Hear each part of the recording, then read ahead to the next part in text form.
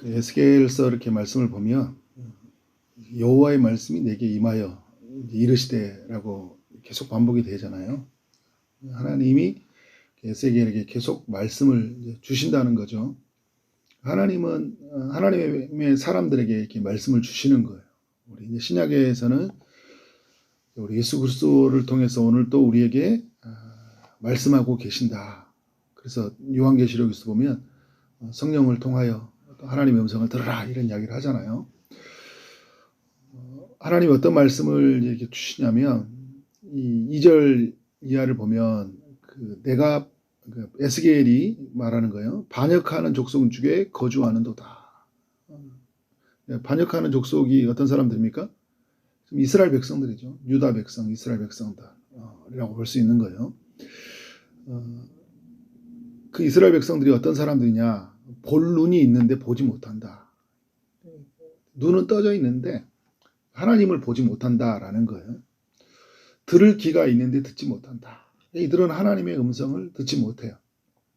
하나님이 선지자를 통해 주시는 말씀을 믿지 못하는 거예요. 쭉 이렇게 아래에 보면 하나님의 이제 묵시가 임했는데 그 묵시를 믿지 못하잖아요. 하나님 말씀을 믿지 못하고 살아가는 이스라엘 백성들의 모습이라는 것을 알 수가 있습니다. 반역하다라는 것은 하나님이 아닌 다른 신을 붙들고 산다라는 거잖아요. 하나님을 반역한다라는 거예요.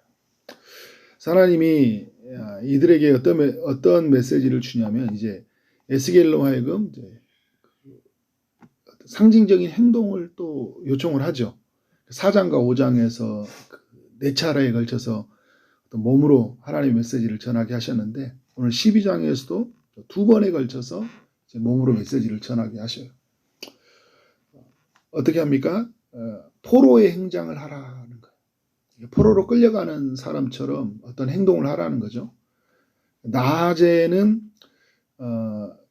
그들의 이제 짐을 꾸려가지고 옮기는 것을 보여주라 이야기를 해요.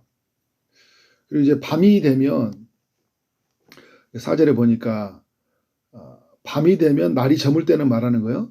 목전에 밖으로 나가서 포로 되는 것 같이 하라.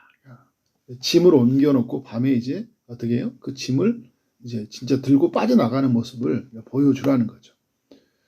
그리고 이제 그들의 목전에서 성벽을 뚫고 거리로 나가서 옮겨라 라고 이야기하고 있어요. 그러니까 낮에 성벽을 뚫어놓고 나중에 이제 어떻게 합니까? 밤에 6절에 보니까 캄캄할 때 어깨에다 메고 얼굴을 가리고 땅을 보지 않는 상태에서 어떻게 된 거예요? 밖으로 나가라라는 거예요. 이게 이제 앞으로 이스라엘이 맞이해야 될 일인 거예요. 이게 이 의미가 뭐 이스라엘 백성들 전체에도 있는 일이고 또 왕과 그의 신하들에게도 있는 일을 이제 에스겔이 예언적으로 행동을 하고 있는 거예요. 7절에서 에스겔이 어떻게 합니까? 내가 명령대로 행했다. 하나님이 주신 명령을 에스겔이 아멘으로 하는 거예요. 계속 여러 번 말씀드렸지만 이런 행동이 에스겔에게 쉬운 거예요? 안 쉬운 거예요? 쉽지 않은 거예요. 여러분 지금 하나님의 말씀을 주셨는데 막 갑자기 막 전쟁이 일어난다고 하면서 막 슈퍼 가서 뭐 내가 구매를 하고 모든 짐을 싸가지고 막 이사 가는 것처럼 보여주면 사람들이 뭐라고 생각하겠어요? 예수 믿더니 완전히 이상해졌구나. 그죠? 이런 생각할 거 아니에요. 우리 하나님의 사람들은 뭐냐면 항상 하나님의 말씀대로 사는 거죠. 그래서 말로 전하고 몸으로 전하고 사는 거예요. 그래서 여러분 이 7절 이하에서 보니까 포로의 행장같이 이제 내놓고 날이 저물어지니까 성벽을 뚫고 또 캄캄해지니까 어떻게 된 거예요? 그들의 목전에서 어깨에 메고 나가니라. 그들 앞에서 사람들이 보는 앞에서 어깨에 메고 나가는 거예요. 창피하니까 몰래 혼자 나가는 것이 아니라 어떻게 해요? 그들의 앞에서 나가는 거죠. 결국은 사람들에게 어떤 메시지를 전하고자 하는 것이니까. 근데 이 에스겔이 지금 어디에 있어요? 그 바벨론 포로로 있는 중에 있잖아요. 포로로 있는 사람들에게 이런 메시지를 주고 있는 거예요. 우리 동족이 앞으로 당할 일을 이제 보여주고 있는 거예요. 근데 포로로 끌려온 사람들에게는 이런 메시지가 굉장히 무거운 거예요. 돌아갈 줄 알았는데 뭐예요? 우리가 그쪽으로 갈 줄 알았는데 거기에 있는 사람들이 어디 있는 거예요? 이주로 오는 걸 보는 거잖아요. 너무 힘든 소식이죠. 아침이 이제 8절에 보니까 아침이 되었습니다. 아침이 되어가지고 여호와의 말씀이 또 에스겔에게 임한 거예요. 인자야, 이스라엘 족속 곧 반영하는 족속이 내게 묻기를 무엇을 하느냐 하지 아니하더냐라는 거예요. 사람들이 지금 너 뭐 하려고 그런 행동하냐라고 묻지 않았냐고 이제 하나님 물어보는 거죠. 하나님이 에스겔로 하여금 그렇게 물어보는 자들이 있다면 이것은 이스라엘 온 족속에 대한 묵시다 이야기하는 거예요. 하나님의 뜻이다, 알리는 어떤 계시다라는 것을 이제 그에게 알려주라는 거죠. 그래서 그런 모든 뜻이 뭐냐면 11절에 내가 행한 대로 그들도 포로로 끌려가리라. 포로로 끌려가기 위해서 내가 이런 행동을 한다라는 것을 말해주라는 거예요. 성벽을 뚫고 행장을 그리 가지고 나갔던 것은 어떤 예언적 메시지가 있냐면 이 왕이 이게 일어날 일이다. 이제 유다 땅에 세워져 있는 그 이스라엘 왕이 어두울 때 어깨 행장을 메고 나갈 것이다. 사람들의 눈을 피해 가지고 땅을 보지도 않고 자기 얼굴을 가리고 갈 것이다. 창피하니까. 여러분 실제로 어떻게 해요? 시드기야 왕이 멸망할 때 어떻게 해요? 몰래 도망을 가잖아요. 몰래 도망을 갔다가 결국은 바빌론에게 잡히고 말하는데 그런 모습을 이제 우리에게 보여주고 있습니다. 그래서 여러분 13절에 보잖아요. 내가 또 내 그물을 그의 이에 치고 내 올무에 걸리게 한다. 바벨론에게 붙잡혔는데 하나님이 그런 표현을 쓰고 있어요. 내가 그물을 치고 내가 올무를 한다. 결국은 이스라엘의 그 시드기야 왕 이런 사람들은 하나님이 쳐놓은 그물에 걸려 들어간 거예요. 왜? 그들이 반역하는 족속으로 하나님을 떠나서 다른 신을 섬기고 다른 신이 주는 그런 가치를 따라 살아갔기 때문에 그들에게 이런 처참한 결과가 이르렀던 거죠. 갈대아 땅 바벨론에 이르리니 그가 거기에서 죽으려니와 그 땅을 보지 못하리라 이야기하고 있어요. 바빌론에서 실제로 끌려갔고 거기서 이제 죽었잖아요. 다시 그는 이 이스라엘 땅, 예루살렘, 성전 다시는 보지 못하는 삶을 보게 되는 거예요. 14절에 보니까 내가 그 호위하는 자와 부대들을 다 사방으로 흩고 그 뒤를 따라 칼을 빼리라. 그래서 이제 함께 따라갔던 어떤 이들, 도망가는 이들 다 주님이 어떻게 한다는 거예요? 그들을 칼을 빼서 바벨론으로 몰아넣거나 아니면 사방으로 흩어서 살게 한다. 결국은 이 유다 땅, 그러니까 예루살렘 다 같은 말이에요. 여기 살지 못하게 하시는 하나님의 그런 어떤 심판이다라는 것을 우리에게 알려주고 있는 거죠. 17절 이하에서 이제 또 하나님이 이 에스겔에게 말씀하여 이르시되라는 말하고 있어요. 두 번째 예언적 행동을 하게 합니다. 18절에 너는 떨면서 너의 음식을 먹고 놀라고 근심하면서 내 물을 마시라 이야기를 하고 있어요.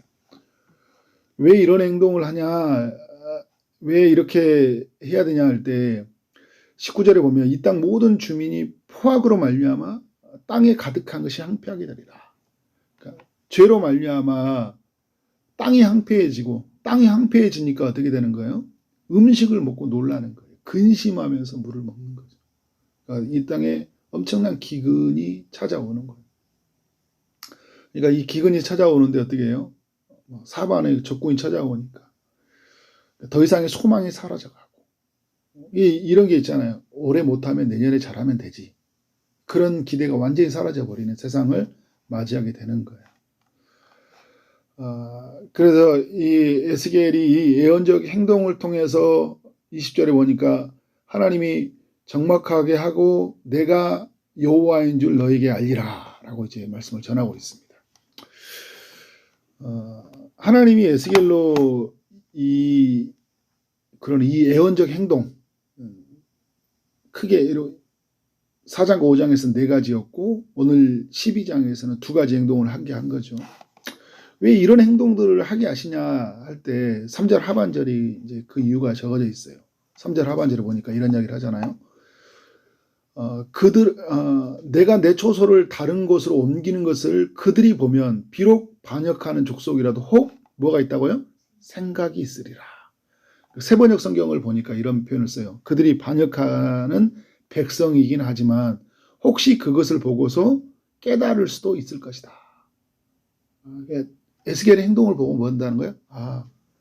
우리가 이렇게 하나님을 떠나 있고 하나님을 반역하는 우리에게 이런 세상을 우리가 맞이할 수 있겠구나라는 것을 보고 깨닫는 사람들이 있다라는 거예요. 그래서 그 어떤 깨달은 한 사람이 있다면 어떻게 돼요? 그 행동을 하라는 거죠. 그래서 이 에스겔은 하나님 말씀에 순종을 하는 거잖아요. 여러 모습을 통해서 하나님의 뜻이 무엇인지, 이 땅을 향한 하나님의 계획이 무엇인지를 드러내셔요. 근데 우리 하나님의 사람들은 뭐냐면 하나님 주신 메시지를 우리가 발견할 수 있어야 되겠잖아요. 지금 이 시대를 봐도 여러분 그렇잖아요. 전쟁, 전염병, 자연재해로 인한 기근, 그래서 수많은 사람들이 막 난민들이 생겨나잖아요. 수천만 명, 8천만 명 이런 이야기를 해요. 진구의 인구가 막 이동해 가고 있어요. 살 수 있는 터전이 없는 거예요. 우리가 여러분 잘 살고 있으니까 우리가 그냥 이렇게 문제없다고 생각하지만 전세적으로 세계적으로 보면 엄청난 이 기근과 어려움들이 시달리고 있거든요. 그러니까 이런 걸 보면서 하나님의 메시지를 우리가 발견할 수 있는 거잖아요. 근데 하나님의 사람들을 깨워서 더욱 하나님의 말씀을 전해야 되겠고, 또 이런 우리가 하나님의 사람들의 이 메시지를 전하는 걸 통해서 사람들이 어떻게 해야 될까요? 깨닫는 사람들이 있는 거죠. 믿지 않은 사람들이 이제 내가 하나님께로 돌아갈 때가 된 것 같구나. 그러니까 우리는 여러분 자꾸 선포해 줘야 돼요. 네가 돌아와야 된다는 것들을. 근데 여러분 말씀을 이렇게 볼 때 그들이 돌이키질 않아요. 돌이키질 않은데 언제 깨닫냐면 15절에 보니까 이방 가운데를 흩으며 여러 나라 가운데에 해친 후에야 어떻게 한다고요? 내가 여호와인 줄 알리라. 그때서야 하나님만이 참 신이구나라는 걸 알게 된다. 그러니까 여러분 이런 거예요. 한 대 크게 얻어맞고 하는 거예요. 말씀을 바로바로 깨달아야 되는데 엄청 큰 고난과 아픔들을 겪으면서 온 거예요. 아이고 하나님 살아있었네. 하나님 말이 진짜였네 라고 그때 아는 거예요. 근데 여러분 우리가 막 얻어맞고 깨닫는 그런 사람들로 살면 안 되잖아요. 우리가 잘못하면 뭐냐면 내가 하나님 없이 마음대로 살다가 엄청 얻어 터지고 나서 이제 그때 막 알아가는 때가 굉장히 많이 있어요. 근데 여러분 하나님이 16절에 보니까 그러나 내가 그들 중에 몇 사람을 남겨둔다 이야기를 해요.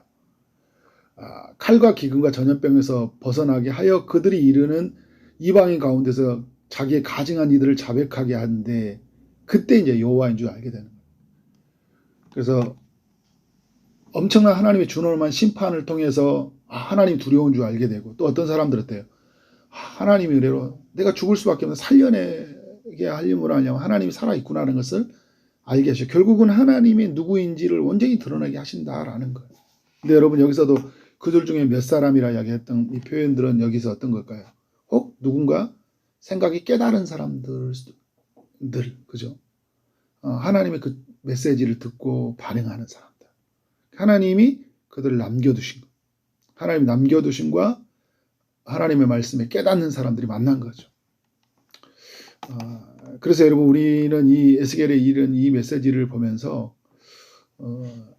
이 시대를 정말 나아가는 이 시대를 바라볼 수 있는 이 눈들을 성령 안에서 우리에게 주시도록 기도하고, 또 하나님께서 우리 가운데 이 시대를 깨우는 말씀을 주실 때 어떻게 해야 될까요? 우리가 말씀을 흘려보내야 되겠죠. 근데 지금은 이 코로나 이후 시대도 그렇고요. 이 세계가 그런 것 같아요. 엄청나게 개인주의화 시대를 살고 있는 것 같아요. 공동체 신앙이 사라져 있고 공적인 모임들이 사라져 있고 개인주의화돼. 지극히.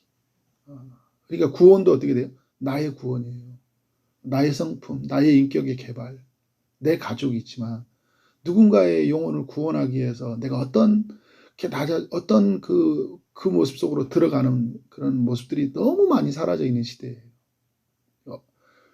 이러한 시대 때 우리 하나님의 사람들 어떻게 돼요? 우리의 몸이, 우리의 삶이 복음을 알리는 도구가 되어야 될 줄 믿습니다.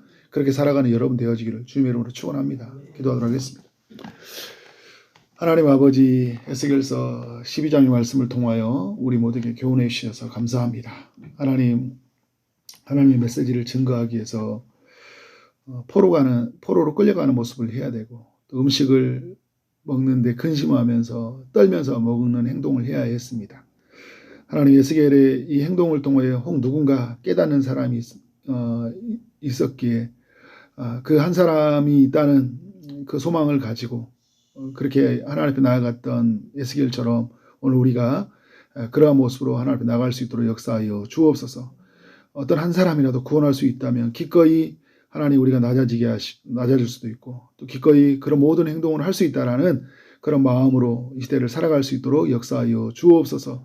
주님, 오늘 또 주의 응답을 기다리는 이들이 있사오니 주님이 찾아가시되 일하시되 주님이 손으로 안수하시고 특별히 아픔 중에 있는 이들이 고침을 받을 수 있도록 역사하여 주옵소서. 취업을 준비하고 결혼을 준비하고 임신을 준비하는 모든 이들에게 은혜 베풀어 주옵소서. 오늘 하루 살아가는 모든 일 속에 하나님의 일하심이 드러나기를 소원하고 예수 그리스도 이름으로 기도를 쌓옵나이다. 아멘.